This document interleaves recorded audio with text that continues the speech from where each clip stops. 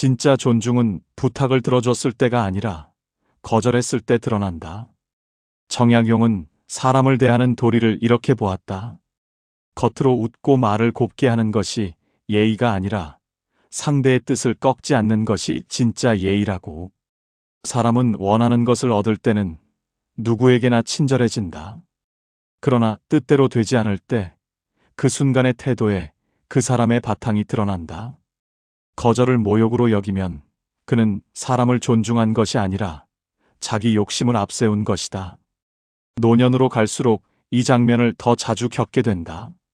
자식의 부탁을 더는 들어줄 수 없을 때, 지인의 요구를 몸과 형편 때문에 거절해야 할 때, 후배의 기대를 감당하지 못해 물러설 때, 이때 당신을 향한 태도가 부드러우면 그건 인연이고 날카로우면 그건 계산이었다. 부탁이 끊기자 연락도 끊기는 사람들이 있다. 도움을 주지 못하게 되자 인사도 하지 않는 이들이 있다. 이런 경험은 나이 들수록 늘어난다. 젊을 때는 해줄 수 있는 것이 많았다. 돈도 있었고 힘도 있었고 시간도 있었다. 그래서 주변 사람들의 부탁을 들어주며 살았다. 자식의 사업 자금도 됐고 친구의 보증도 섰고 후배의 취업도 도왔다. 그때는 그들이 모두 고마워했다. 고개를 숙이고 감사하다는 말을 했다. 앞으로 은혜를 잊지 않겠다고 했다. 하지만 나이가 들어 더 이상 도와줄 것이 없어지자 상황이 달라졌다.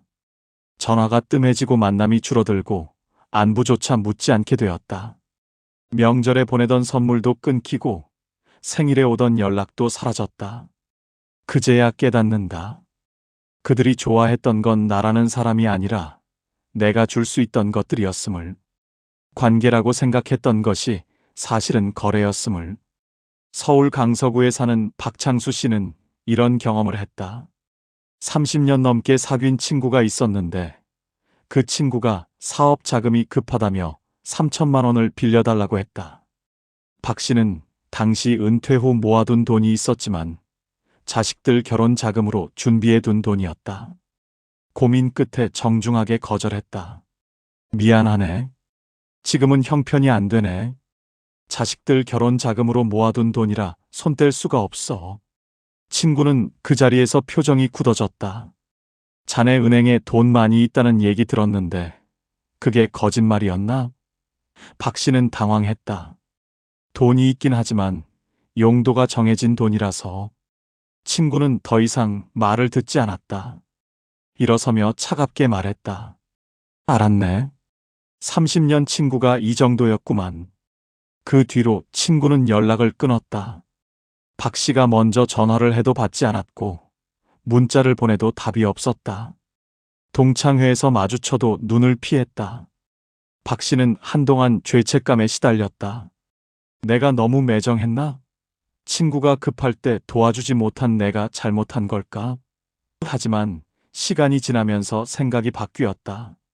진짜 친구였다면 내 사정을 이해했어야 하는 거 아닌가? 거절했다고 30년 우정을 끊을 수 있는 사람이었다면 처음부터 진짜 친구가 아니었던 거 아닌가? 정약용은 유배지 강진에서 수없이 사람을 거절해야 했다. 벼슬도 힘도 재물도 없는 처지에서 도와달라는 청을 다 들어줄 수는 없었다. 책을 빌려달라는 사람, 글을 써달라는 사람, 편지를 전해달라는 사람, 관계를 소개해달라는 사람들이 끊이지 않았다. 그러나 정약용은 할 수 있는 것과 할 수 없는 것을 분명히 구분했다. 할 수 있는 것은 최선을 다해 도왔지만 할 수 없는 것은 정중하게 거절했다. 그때 남은 사람들은 거절 뒤에도 예를 지킨 이들이었다. 정약용이 도와주지 못한다고 해서 화를 내거나 비난하지 않았다. 오히려 선생님도 어려운 처지시니 당연하십니다라며 이해해 주었다.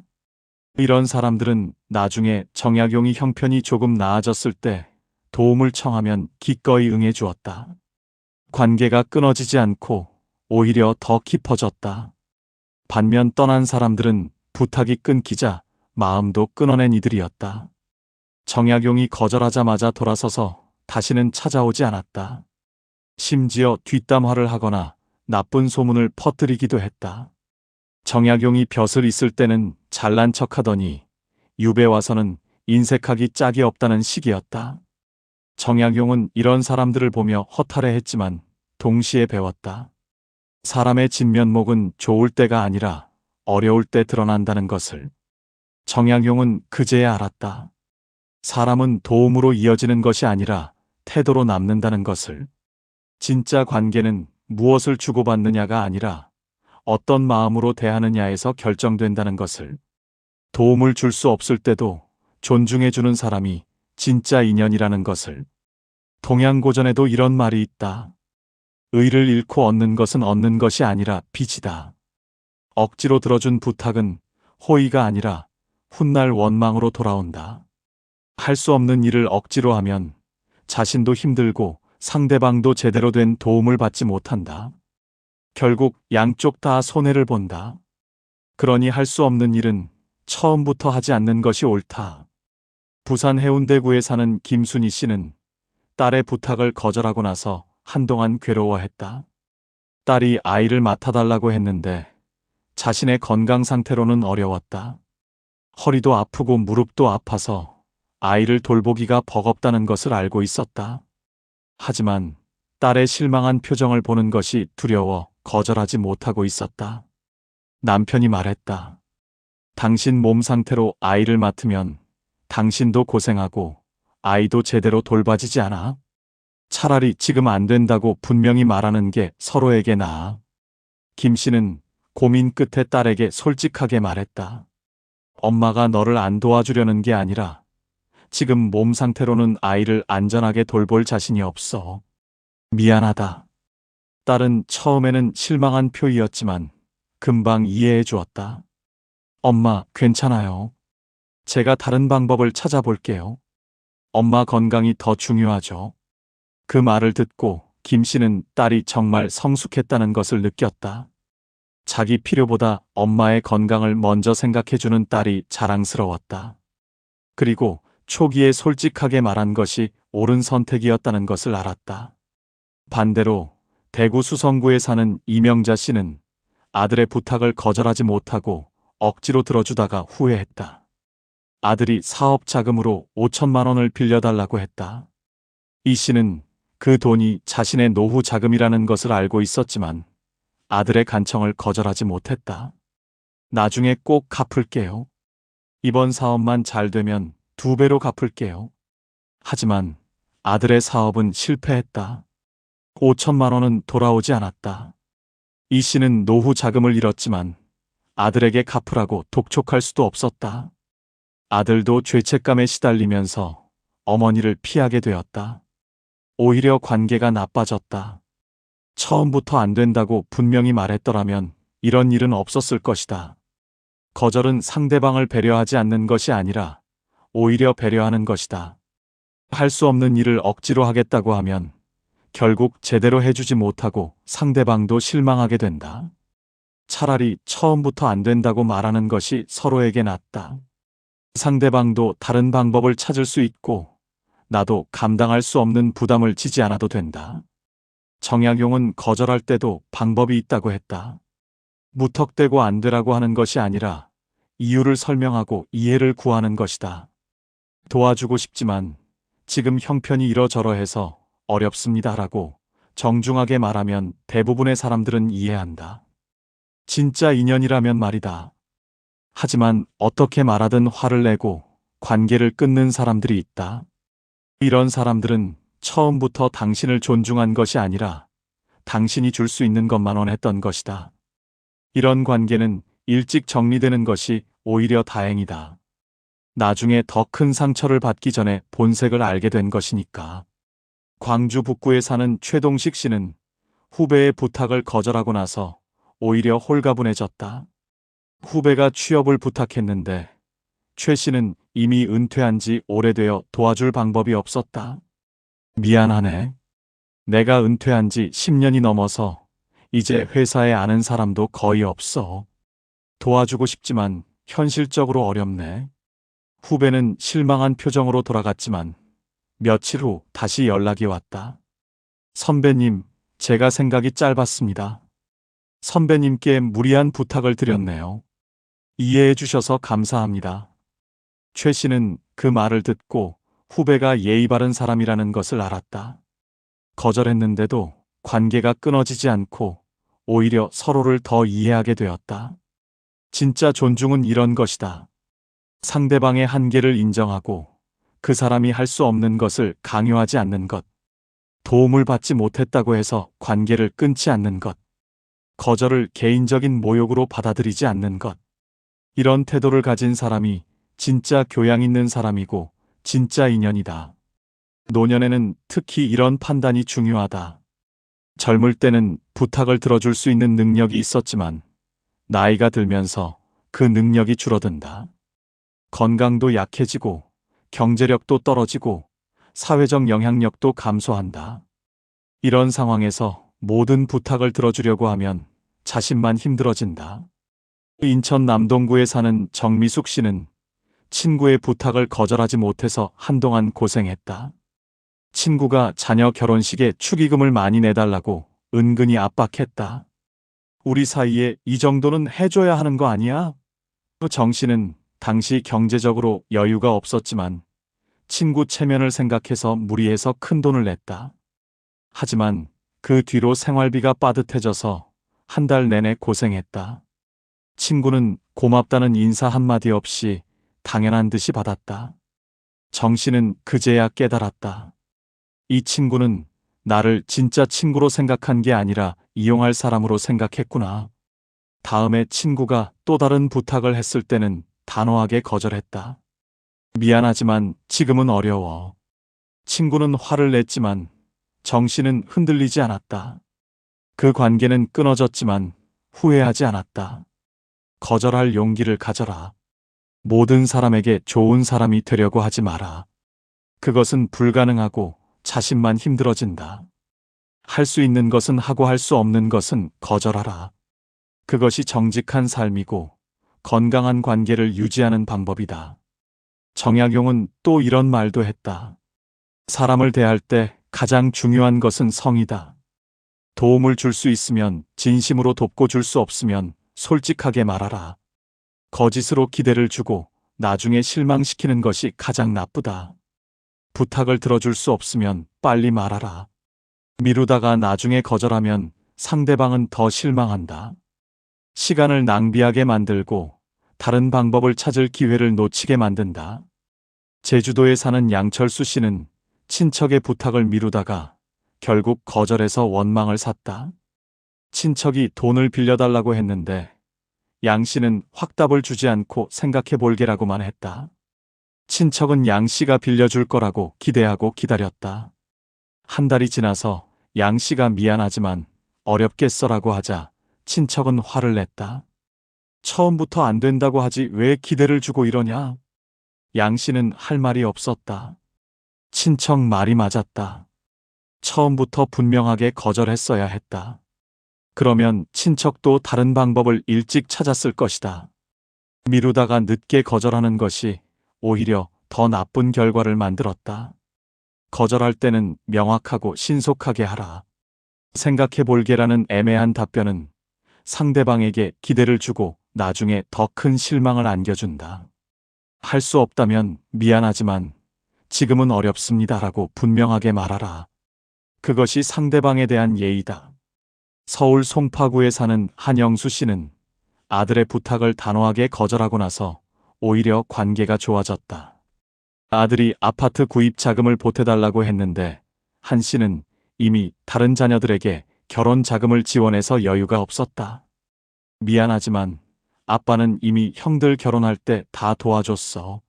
너도 스스로 해결해야 해. 아들은 처음에는 서운해했지만 생각해보니 아버지 말이 맞았다. 형들도 다 스스로 집을 마련했다.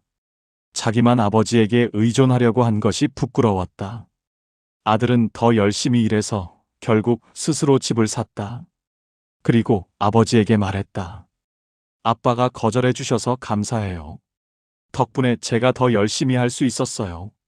한 씨는 그 말을 듣고 자신의 선택이 옳았다는 것을 알았다. 거절이 때로는 상대방을 성장시킨다. 모든 것을 다 해주면 상대방은 의존적이 되고 스스로 해결하는 능력을 잃는다. 적절한 거절은 상대방이 독립적으로 성장할 수 있는 기회를 준다. 정약용의 아들들도 아버지가 유배지에 있으면서 도움을 줄 수 없는 상황에서 스스로 살아가는 법을 배웠다. 만약 정약용이 유배지에서도 아들들의 모든 문제를 해결해 주려고 했다면 아들들은 독립적으로 성장하지 못했을 것이다. 하지만 정약용은 편지로 조언만 하고 실제 문제는 아들들이 스스로 해결하게 했다.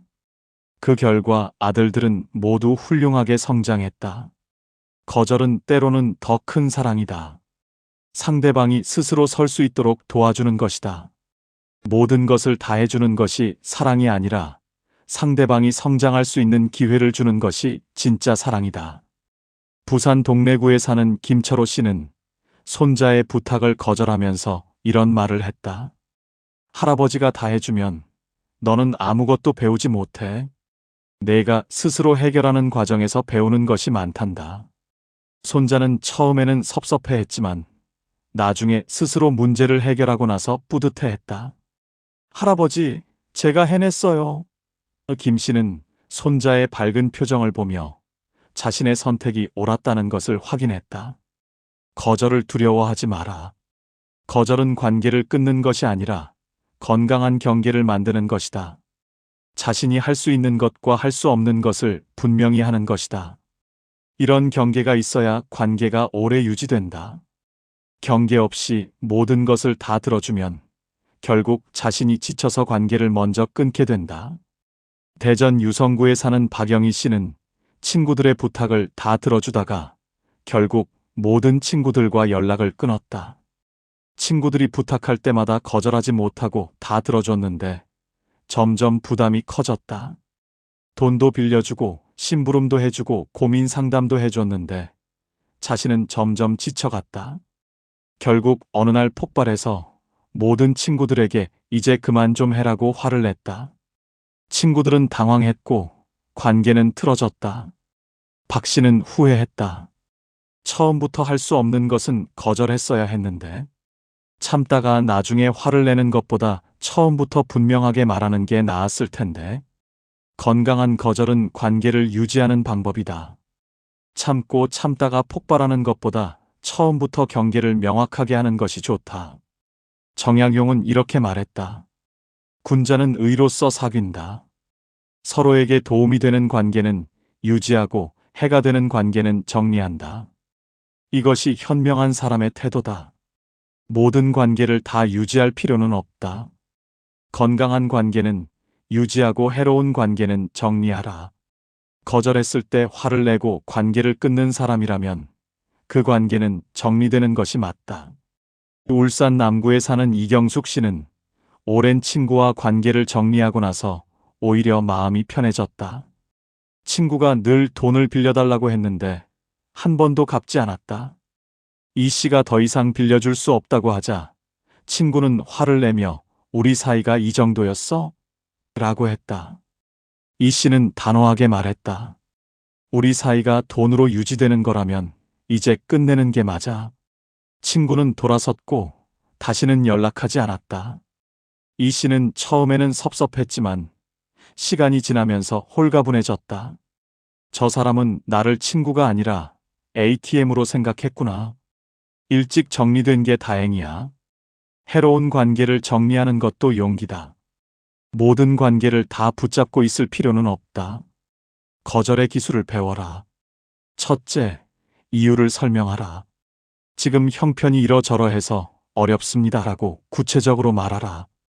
둘째, 대안을 제시하라. 제가 직접 도와드리기는 어렵지만 이런 방법은 어떨까요? 라고 다른 길을 제안하라. 셋째, 단호하게 하라. 생각해 볼게요라는 애매한 답변은 하지 마라. 넷째, 죄책감을 느끼지 마라. 할 수 없는 것을 거절하는 것은 잘못이 아니다. 강원도 춘천에 사는 최명수 씨는 후배의 보증을 거절하면서 이렇게 말했다. 자네를 믿지 못해서가 아니라 보증은 내 원칙상 서지 않네. 누구에게도 서지 않아. 대신 다른 방법을 함께 고민해 보세. 후배는 실망했지만 최 씨의 단호한 태도를 보고 더 이상 요구하지 않았다. 오히려 선배님의 원칙을 존중합니다라고 말했다. 원칙을 세워라.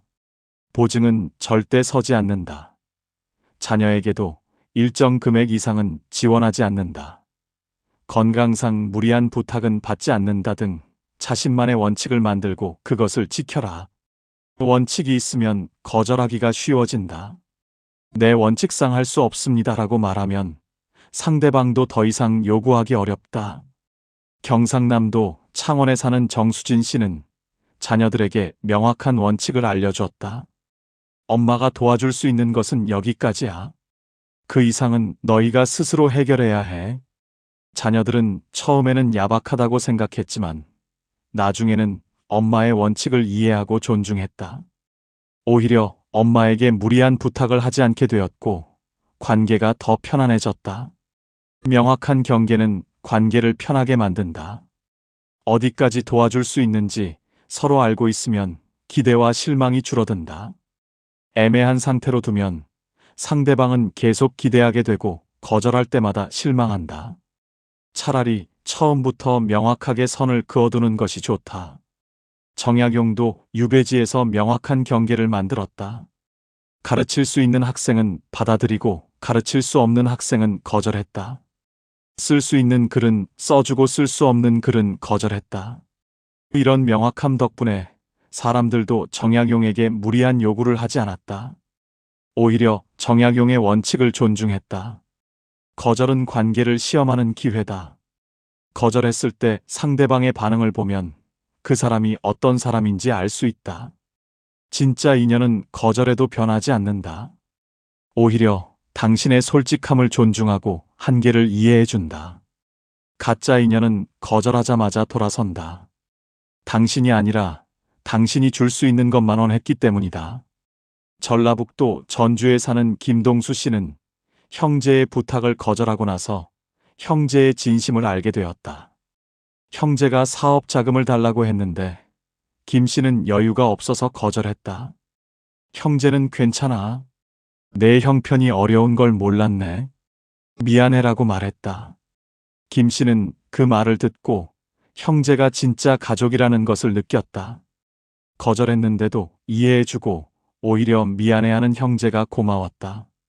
몇 달 후 김 씨 형편이 나아졌을 때 형제에게 그때 미안했어. 지금은 조금 도와줄 수 있을 것 같아라고 했다. 형제는 아니야. 내가 어려울 때 도와달라고 한 내가 잘못이었어. 지금은 괜찮아라고 했다. 두 사람은 오히려 그 일을 계기로 더 가까워졌다. 진짜 관계는 이런 것이다. 거절해도 변하지 않고 오히려 더 깊어진다. 그러니 이렇게 하라. 모든 부탁을 들어주려 애쓰지 마라. 정중하게 거절할 수 있는 사람이 되라. 그리고 거절했을 때 당신을 존중하지 않는 관계라면 그 인연을 붙잡지 마라. 그것은 상실이 아니라 삶의 정리다. 필요 없는 관계를 정리하고 진짜 관계에 집중하라. 노년의 시간은 한정되어 있다. 모든 사람과 좋은 관계를 유지할 수 없다. 선택해야 한다. 진짜 인연에게 시간과 에너지를 쓰고 가짜 인연은 정리하라. 거절을 두려워하지 마라. 거절은 자신을 지키는 방법이고 건강한 관계를 만드는 기술이다. 정약용은 말했다. 사람을 대할 때 진심을 다하되 한계는 분명히 하라. 도울 수 있으면 최선을 다해 돕고 도울 수 없으면 솔직하게 말하라. 거짓 기대를 주는 것이 가장 나쁘다. 이 말을 기억하라. 할 수 있는 것은 진심으로 하고 할 수 없는 것은 분명하게 거절하라. 그것이 성숙한 어른의 태도다. 마지막으로 당신에게 묻고 싶습니다. 당신 곁에 남아있는 사람들은 당신이 아니요라고 했을 때도 여전히 예를 지켰습니까? 그렇다면 그 관계는 오래 지켜도 좋습니다. 반대로 거절하자마자 돌아선 사람들이 있었다면 그들은 처음부터 진짜 인연이 아니었습니다. 억울해하거나 후회하지 마십시오. 일찍 본색을 알게 된 것이 다행입니다. 거절할 용기를 가지십시오. 모든 사람에게 좋은 사람이 될 필요는 없습니다. 자신을 먼저 지키는 사람이 되십시오.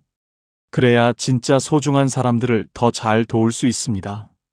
거절은 이기심이 아니라 지혜입니다. 자신의 한계를 아는 것이 성숙함입니다. 오늘 이야기가 마음에 남으셨나요? 다산 정약용의 지혜를 담은 이야기. 정약용의 인생 수업은 앞으로도 계속됩니다.